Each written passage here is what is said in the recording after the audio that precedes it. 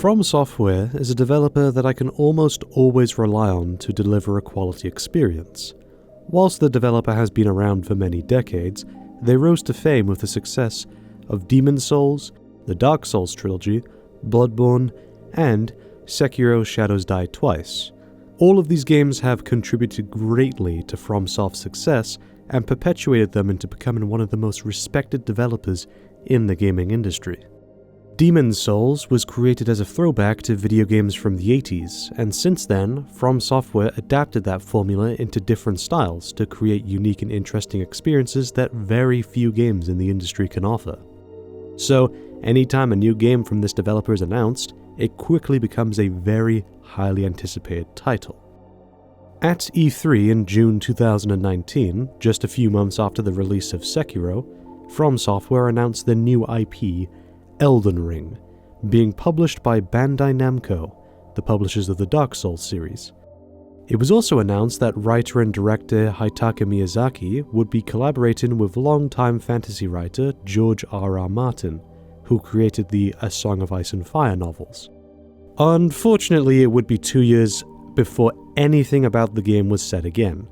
Almost complete radio silence for 2 years. Shortly before E3 2021, a video of one of the developer's monitors showing gameplay was leaked and the internet was set ablaze. Then, a little later, an official gameplay trailer was shown at E3 2021, with a release date of January 21st, 2022. The anticipation and excitement for this game was unreal. However, there was some skepticism.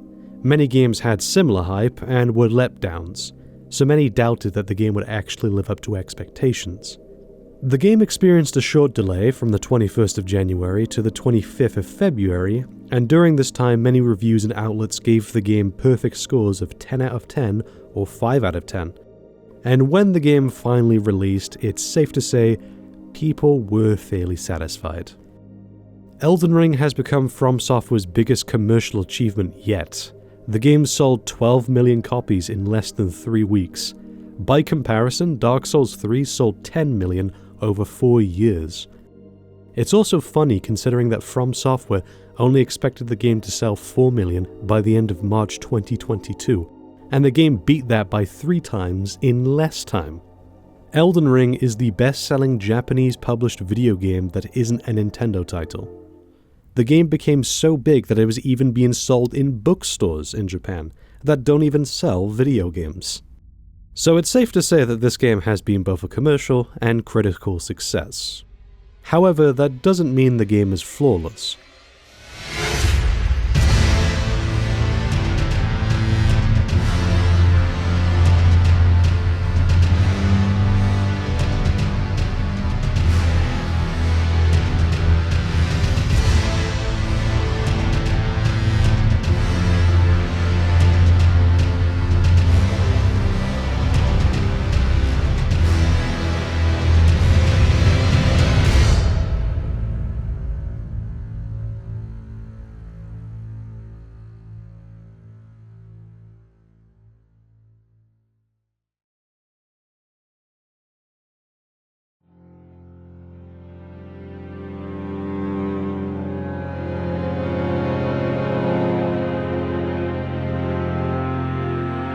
So right before we start the game, we need to create our character. I'll go over builds and classes in more detail later, but for now the purpose of this choice is to choose what stats or playstyle will be most important to you early game, and what stats you want the most points put into right off the bat. And it will help as a basis for the character you'll be playing for the rest of the game. Now of course, stats, classes and builds can change or evolve down the line, so you aren't locked into playing the game one way for the entire experience, but the type of canvas you start with will influence the painting. You can even start the game as Griffith.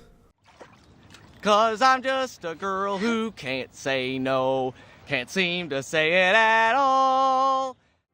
For my playthrough I chose Confessor. The character creation options have improved greatly from Dark Souls 3 as well as the graphics. The models and shading look so much better now.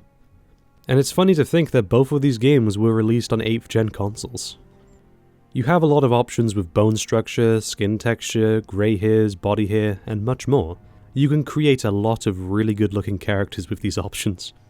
When I saw that there was an option to put a blindfold on my character, the weeaboo in me jumped out and I instantly decided to make my character look like 9S from Nier Automata.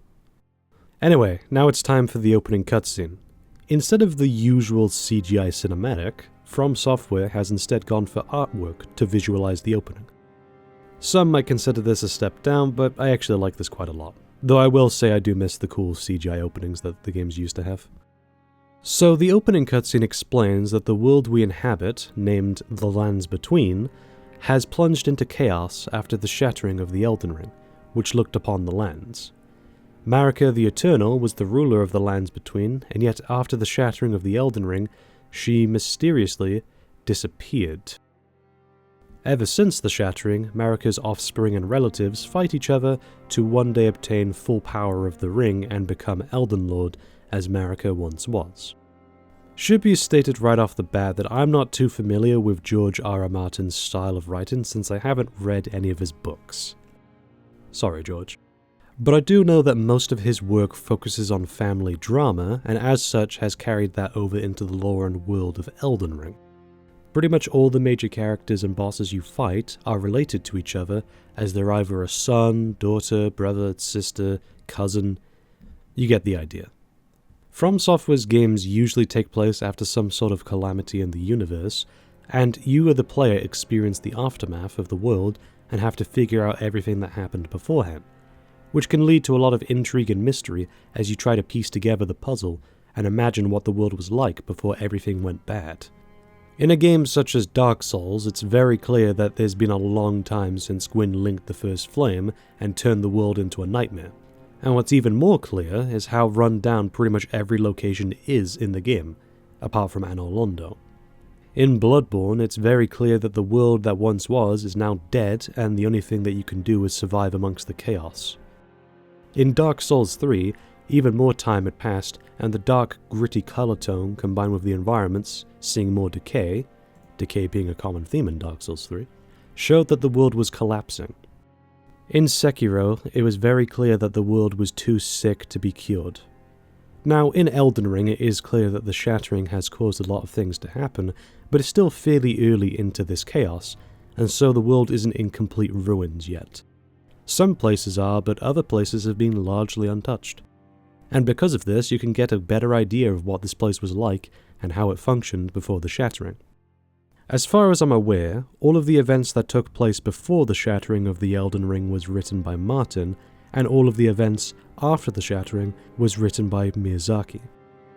According to Miyazaki, FromSoftware wanted Martin to work on the lore for the game instead of the main story, due to it being a video game. In video games, the story has to reflect the gameplay and mechanics, and they didn't want to have to change or throw out Martin's creative freedom for the sake of gameplay.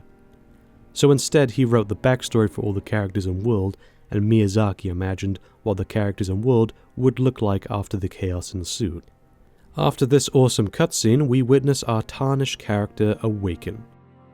The game then allows you to get familiar with the controls before immediately throwing you into a boss fight, which does the Sekiro thing of making a boss that you're supposed to lose.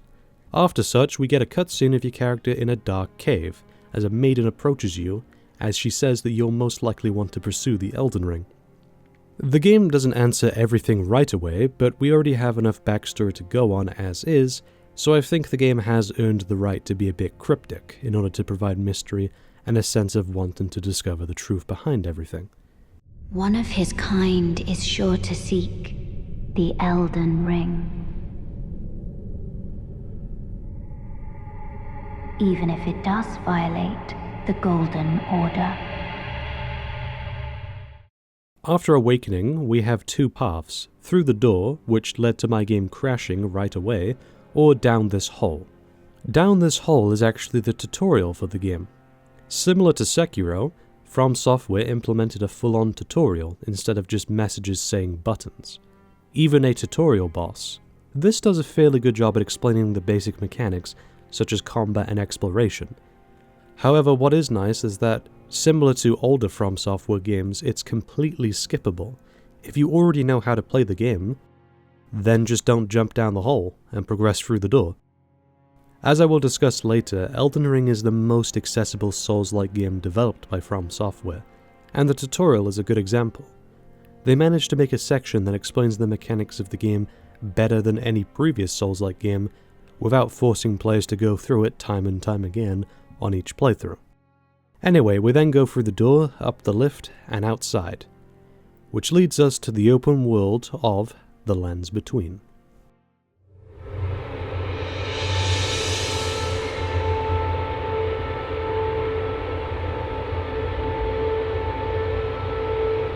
Elden Ring is FromSoftware's first attempt at an open-world game.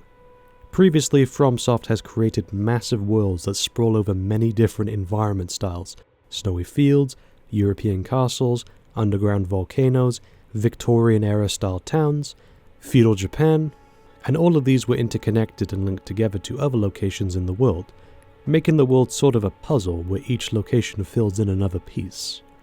In Elden Ring, the world is no longer a series of interconnected levels forming a large world. Now it's one big map that has many different locations and environments put into it. But what makes this game stand out from many other open world games? Well, similar to Breath of the Wild, you can go in virtually any direction in this game and find something, whether it's an NPC, a dungeon, a main story location, or boss, a unique item, weapon, armor set, or just a special part of the map that is different in tone, atmosphere, and enemy variety. Unlike most games, you don't have a quest log or markers telling you where to go. As soon as you get out of the cave at the beginning of the game, you can go wherever you want. Obviously, some locations are locked off until you progress through the story, but you can still explore places such as Limgrave, Caelid, Lorania, Weeping Peninsula, Altus Plateau, and more, all from the start of the game. Now, yes, there are some locations that will be very difficult for most players at the beginning of the game, and thus it's not recommended to go to them right away, but there's nothing stopping you from going there, other than difficulty. Caelid will be a pain in the butt for most early game players, but there's nothing stopping you from exploring that location right at the start of the game. Instead of blocking off these locations until you progress through the game, it is instead providing a really hard location that encourages you to go someplace else and get better equipment, and level up some more until you can tackle that area more comfortably. But if you're willing to put up with an extra challenge, then you can get through that area right away. For example, you could do a boss rush and fight all the story bosses in the game back to back without doing any side content, but doing so means that you will likely be at a lower level and have worse equipment than if you explored the open world. It's still possible to beat the game this way, and I'm sure there's many players who did, but it makes the game a whole lot harder on yourself. So many people will instead turn away from the boss, go and explore, do dungeons, side quests, and side bosses until they have upgraded enough or found better equipment to put them on equal footing with the boss or even above them. This also helps when it comes to New Game Plus playthroughs. Since you'll be much more powerful at the start, you'll be more suited to tackling these harder locations at the start, and thus you can explore the map in a different order, do bosses in a different order, and quest lines in a different order, which can make the experience fresh every time you play. I didn't even attempt the first story boss Margit until I was 10 hours into the game. As said before, the game doesn't have markers or quest log of some sort. You can set your own markers, but the game doesn't tell you where to go to progress, which leads to the player exploring and figuring out things on their own, instead of just doing what the game tells you. Not that there's anything wrong with that type of design, but it's just that in some cases, such as Elden Ring, many players will find it more satisfying to find and complete sections of the game without being explicitly told what to do. That's not to say there's no guidance in the game though, because there is, it's just not as direct as an objective marker. In Elden Ring you have a map that first starts off as this very basic one, just giving the basic shape of the land you're on and the general pathways. But you can find maps throughout the game that fill in the map with detail, and if you look around the map screen, you can make out structures and locations that may catch your eye, in which case you can mark it and head to that location. And the main pathways in the game do generally lead to the story locations or different side locations, so if you want a basic idea of where to go, then follow the path. If you want to venture off and potentially find something more interesting, then go off the path. So there is guidance in Elden Ring, but the developers are just being less direct on telling you where to go to progress through the game. They give the basic map and you figure out where you want to go. And considering how densely packed the map is with things to do, as said before, it means you'll be constantly discovering new things. And the amount of secret locations in this game is astounding. There's secret locations that lead to secret locations that lead to secret bosses. There's many different ways to discover new areas as well, such as alternate paths, teleporting chests, or transporters which will take you to new places, constantly surprising you. Something such as a random tower I found whilst exploring Caelid that required me to switch between on foot and horseback to traverse and then face deadly foes inside with a boss at the bottom of the level can lead to a 40-minute section that I could have completely missed if I just kept going forward. Or traversing a lake and finding a boss that's a reference to Adon from Berserk. Or coming across a random building with a lift only to discover that there's an underground map just sitting under the main map. Or finding random teleporters and being sent to new locations. The torrent itself is very quick at getting around, and adds a double jump, allowing you to get to locations your tarnished normally can't. You also have unlimited stamina when not in combat, so you don't have to constantly wait for stamina to refill in order to go at top speed. Plus, you can even do some combat on the torrent. Although, speaking of the torrent, I get the impression that FromSoft wanted to do more with it than just making it a vehicle. In the game files, people have found animations that seems to imply that at one point in development, the torrent was going to be a separate entity from the player. Not to say it was going to be a fully fleshed out horse system such as Red Dead Redemption 2, but I think they planned for more and it was cut. Would have been nice if I could at least pet the torrent though. I do think there is somewhat of a missed opportunity with the torrent. Most open world games have a lot of activities spread about that the player will traverse to. However, most games have the most basic traversal mechanics, whether it be driving a car, which requires holding one button and occasionally turning the stick, or mashing a button to make a horse go forward. The only games I can think of where the traversal mechanics are given a lot of complexity is Assassin's Creed and Death Stranding, where the simple act of moving around the environment provides a lot of different challenges for the player. In Elden Ring, the traversal mechanics are the same as pretty much any other game. You hold the stick forward to move the torrent, you can dash and jump. And that's it. The starting point and end point of your journey can provide a lot of unique gameplay sections, but the line in between the starting and end point is just mashing forward on the stick. And since there is so much traversal in this game, I wish the torrent mechanics had a bit more complexity to them. Or maybe just that the environment itself provided more challenging ways to get around. The bonfire mechanic returns as the Sights of Grace, which function almost exactly the same way. Though what is nice is that you can now level up at Graces, just like Dark Souls 1, instead of future games where you had to traverse back to a shrine, level up and then go back. A minor issue to be sure, but after a while it can get tedious having to go through 2 loading screens just to do one thing. So I'm glad they went back to basics for this. You can also warp to any grace you've unlocked right from the start of the game, which I don't have a problem with. It is an open world game after all, so it needs to be a bit more convenient to get around. Though I do think there are too many graces in this game. Sometimes you'll have a Dark Souls 3 situation of having multiple graces so close together. Though since it's an open world game, this can be forgiven a bit, as the map is quite large compared to the speed in which you traverse it, thus having a lot of graces makes sense. But because there are so many graces in the game, I never got the satisfaction of finding one like I did in Dark Souls 1, because they were so common. Though my biggest issue with the open world is all the recycled content. There is so much reused bosses, enemies, and level design in this game. There are around 190 boss encounters in Elden Ring, give or take. As in, there's 190 encounters where a bar appears at the bottom of the screen. Do you want to guess how many of them are unique encounters that only happen once? 8. Renala, Queen of the Full Moon, Starscrooge Radahn, Rykard, Lord of Blasphemy, Fire Giant, Melania, Blade of Miquella, Malekith the Black Blade, Radagon of the Golden Order, and the Elden Beast. Every other boss encounter is a reused, reskinned, or remixed version of an already existing boss or enemy. That means that roughly 4.2% of the bosses in the game are unique. They only happen once. Not all of them are bad though. For example, Morgott and Godfrey are reused, but when they appear the second time, their moveset has a complete overhaul, and that makes the fight very different from their first one. So these don't bother me. What does bother me is when it's literally the exact same enemy over and over and over and over again. Sometimes the game will reskin them, so instead of a dragon breathing fire, he now breathes magic and does some magic spells. Or the game will combine two enemies together to make a new fight, which oftentimes just doesn't work. Oftentimes the game will also take a common enemy, boost the stats a little bit, and say, hey, here's your new boss. It's very repetitive and lazy to copy and paste bosses all over the map. Dark Souls 1 had 22 bosses, not including DLC, and only 2 of them were reused.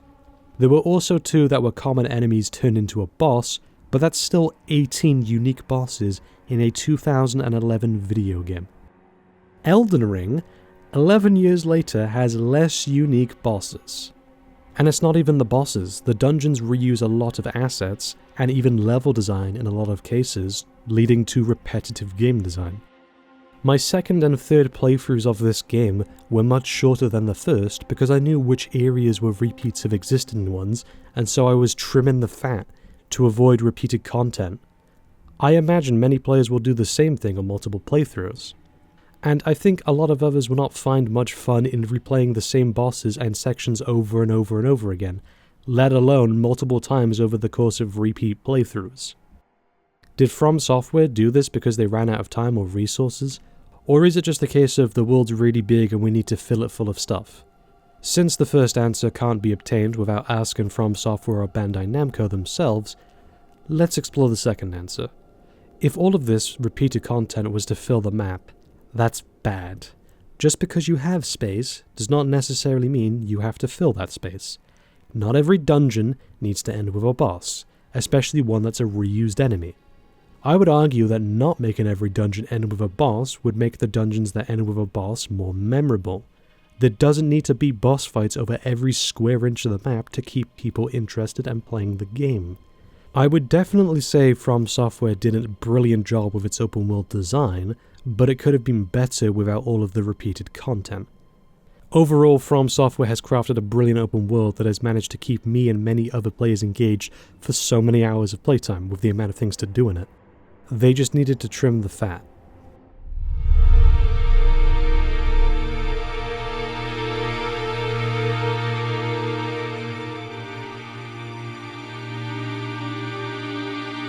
In terms of combat, Elden Ring is a combination of practically every other Souls game with elements taken from each of them. The game does still primarily use the combat system of Dark Souls 3, but the new additions to the combat, as well as the combination of elements from other games, makes it a wildly different system to play around with. To start off with, melee combat takes cues from Sekiro. First off, there's now a crouch button, like in Sekiro, which allows you to stay hidden from enemies and avoid making noise when moving around. There is some minor stealth elements in this game, however they're not as fleshed out as Sekiro. You can sneak around enemies, and in some cases take them out without anyone noticing. Though it should be noted that the game doesn't have things such as ledge hanging or corner takedowns. Not that it really needs it, this isn't a stealth game after all, it's an RPG game with combat and exploration as the focus. But the minor addition of a crouch button does allow the player to avoid combat if they don't have faith in winning, or if they want to position themselves better before starting a fight. Plus, attacking when crouching does the roll attack animation, which on some swords, such as great swords, will launch a quick thrusting animation, which helps give a little bit of speed to an otherwise slow weapon. Another Sekiro element is posture breaking. Now, posture breaking has been in games before Sekiro, so it's not really a new element, but the way it's implemented is similar to Sekiro.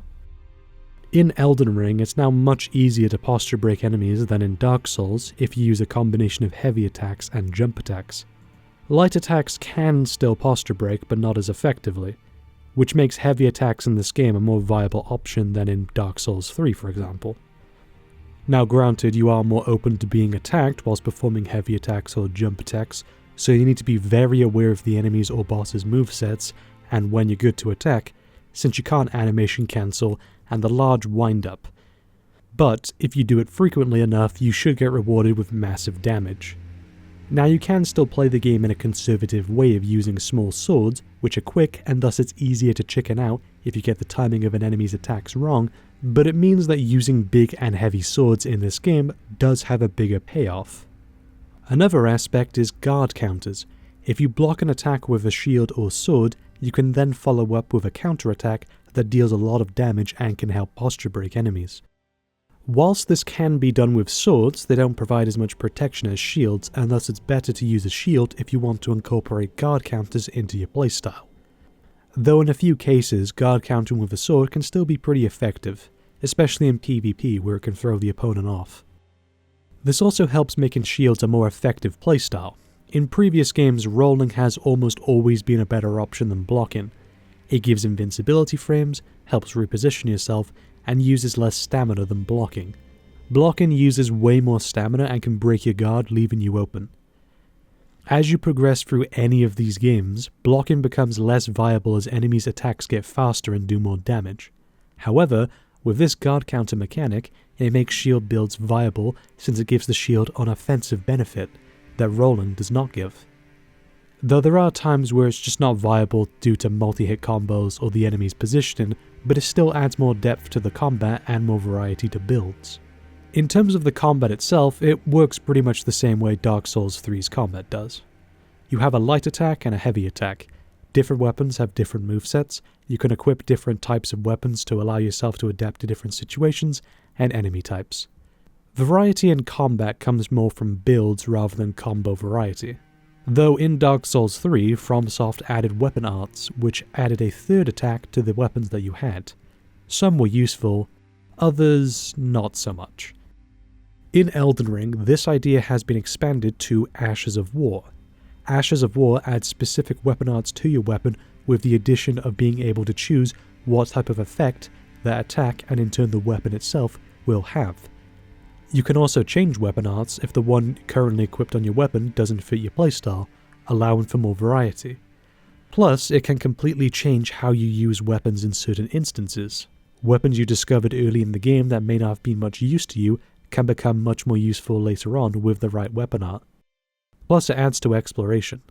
Breath of the Wild made weapons constantly break down so that you would have to get new ones, making it exciting and interesting when you got a new sword. Because in games like these, that are based around exploration, most players will lose interest if they are not constantly discovering new items on a consistent basis. However, since you would burn right through them so fast, it often made combat less viable than just avoiding it. In Elden Ring, it deals with this problem by not only giving you a new weapon, but new abilities to go along with it that can be changed around. Also, a feature taken from Dark Souls 2 is power stancing, where if you dual wield two weapons that are of the same type, such as two katanas or two greatswords, then you unlock new combos with them. I'm very surprised they didn't bring this feature back until Elden Ring, considering it was one of the better aspects of Dark Souls 2. So in terms of melee combat, Elden Ring is a great improvement over what FromSoft has done in previous games. But what about spells though? Well, first of all, spells can now be charged in this game, meaning there's two versions of each spell depending on if you tap or hold the spell cast. Some just increase the damage, but others can increase the range or add more attacks. So this makes using spells more interesting as there's strategic timing to using more powerful versions of a spell. The issue comes with how sorcery outclasses faith in almost every way. Most, if not all, of sorcery attacks are very spammable. You can keep casting spells and the animations will transition very nicely into each other, and most of them are fairly quick. Faith, whilst it does provide more variety of attacks for the player than sorcery has, doesn't have any advantage.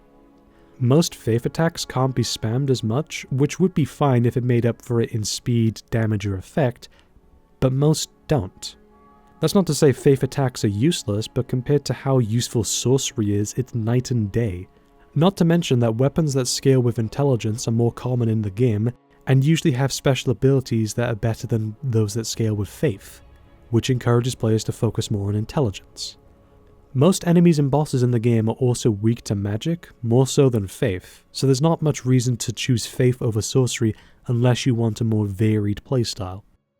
I think they could have fixed this by making it a yin and yang situation where sorcery and faith have the opposite strengths and weaknesses, so that choosing which to level up had an impact or just made faith a more viable build. You also now have spirit summons.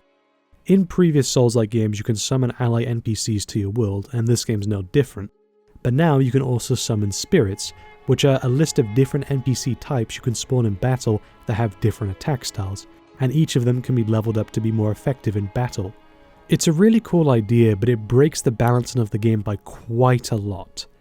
Some of these can be upgraded to be very helpful and powerful, and even if not, they still provide a second target for the boss or enemies to focus on, and thus a distraction so the boss isn't always attacking you, creating more windows to attack.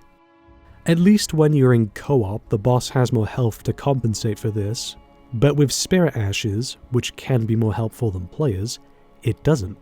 So it can make the game ridiculously easy. You even have a Mimic summon which is a carbon copy of you, so you can basically become Superman Red and Blue and attack the boss with twice the damage, and your Mimic is more durable if you fully upgrade it. I like the idea of the spirit mechanic as it adds more variety to builds and playstyles, but it should have been given the same nerf that Summon in Players has. That way there's an advantage and disadvantage to using it. Otherwise, there's no reason to not use summons in bosses other than just you don't want to. There's no strategic reason to avoid using the mechanic. However, and this is more of a personal thing, whilst I enjoy the combat of Elden Ring a lot and it has plenty of build variety, I wish it wasn't using the same gameplay mechanics that has been around since Demon's Souls. Yes, a lot has been added to this combat system over the past 13 years, but it still has so many of the same aspects that it's beginning to feel stale. It's why Sekiro was such a breath of fresh air for me. It's a completely new and unique combat system by FromSoftware. Whereas Elden Ring is the same combat system from Dark Souls 3, with new abilities and some updates to it. It makes sense for Dark Souls 1, 2 and 3 to have the same combat mechanics because they're sequels, but Elden Ring is a new IP, so there's no need to adhere to Dark Souls' combat system. Someone might make the argument of Bloodborne used the same mechanics, but they were remixed in a way that made it completely different. The combat mechanics are simplistic, but the build variety was the main focus, and whilst there is plenty of build variety in Elden Ring, it's not done as well as it could have been. I would have preferred a completely new combat system that incorporates many elements from Dark Souls into it. It doesn't have to be something crazy such as Devil May Cry, but take a system such as Sekiro, which has a variety of different combos and moves for one weapon, apply that to multiple weapons throughout the whole game, and it also incorporates spells, faith, magic, pyromancy, and all that, and then bam, you have a new and original combat system based on many elements from Sekiro and Dark Souls. Not to mention that a lot of the bosses don't work with this game's combat system, but we'll talk about that later. For now though, Elden Ring adds a lot of unique elements from the Souls formula, adding more variety to builds and gameplay styles. However, I feel this game is being held back by adhering to a simplistic combat system where the only way to innovate with it is build variety, when instead, FromSoftware could have developed a new combat system that can innovate both within the mechanics itself and build variety. And besides all that, the spell system is broken and the spirit summons break the balance in the game even further.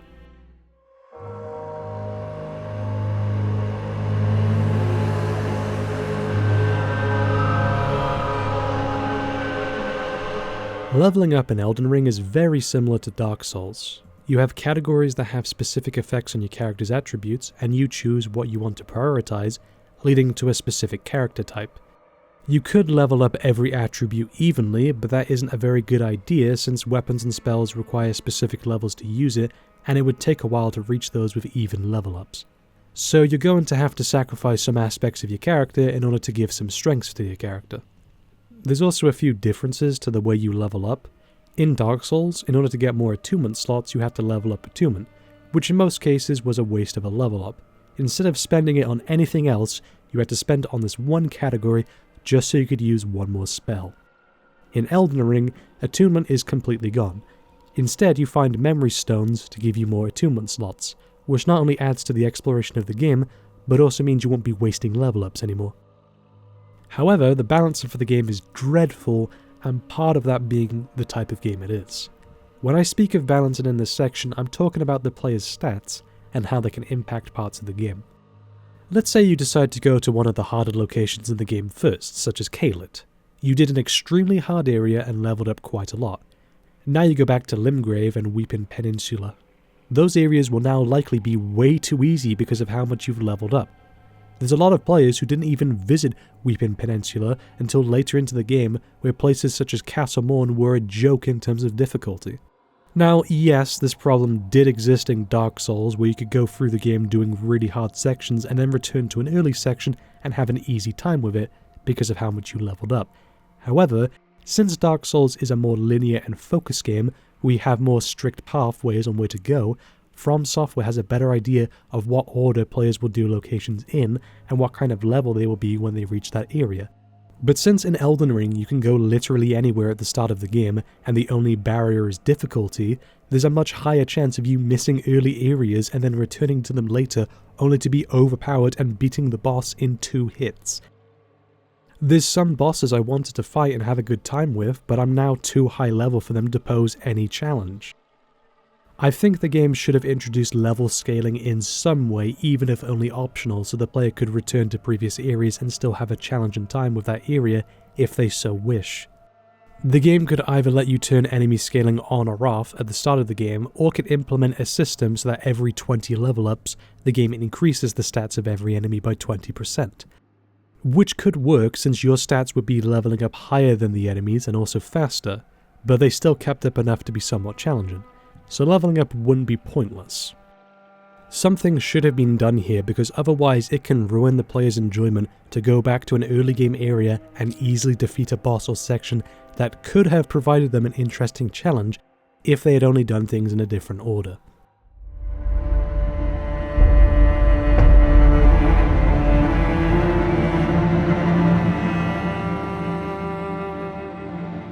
The quest design in Elden Ring works very similar to previous FromSoft titles. Unlike a lot of other games where you have a quest log telling you where to go to progress, the quests have you pay attention to lines of dialogue or item descriptions to figure out where to go next.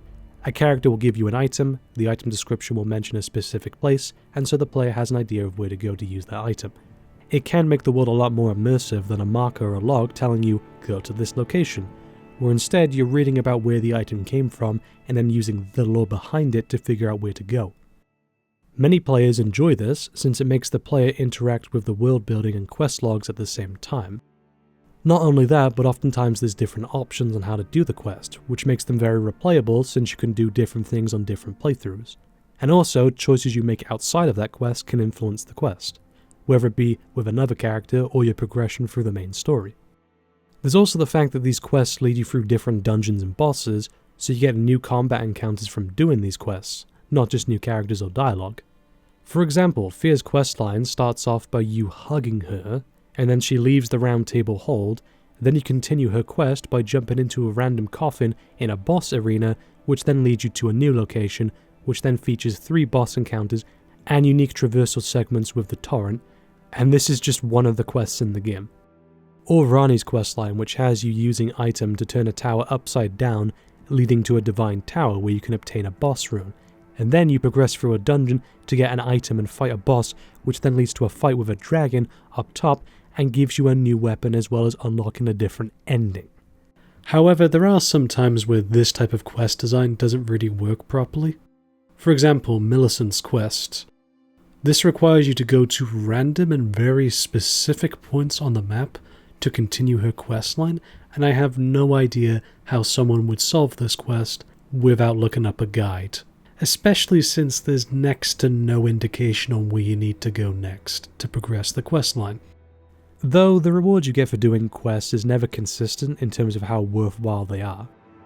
Roderica's quest mostly just involves going back and forth talking to her, and then talking to Hugh, and then talking to her again, and then talking to Hugh again. That's it. But by doing her quest, you unlock Spirit Tuning, which allows you to upgrade spirit summons and can seriously break the balance of the game. All by just walking back and forth and interacting with 2 NPCs in the Round Table Hold.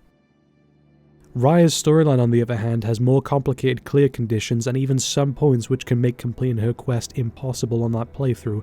And what do you get for completing it? A talisman that makes you take more damage. I know rings like this have always existed in these games, and it can help the player if they want more of a challenge, but I don't think the reward for such a complicated quest line that the player can easily be locked out of is this, when another quest just allows you to go back and forth and then break the balance of the game. Because of this, some players may feel as if they've wasted their time doing certain quests because they don't always get worthwhile rewards from them. Some players may even skip quest lines completely because of it. Overall, the quest design in this game works very well though, and it can provide many hours of entertainment to those who are interested enough to follow them. Hi there, this is part 1 of my Elden Ring critique. I originally planned for this to be one big video, but due to how long it was taking to create, I decided to split it into 2 parts so at least the first half of this video can be experienced earlier. Part 2 will be releasing on the 27th of May 2022. If you're watching this video past that date, then the second part's already available. In the second part, we'll be delving into the online components, the level design, the boss design, as well as the story and lore behind the game. And these are the elements of the game I am going to be most critical of. So, hopefully you'll find it entertaining or very informative. In the meantime though, I hope you'll stay tuned for next week. And thank you for watching this part till the end.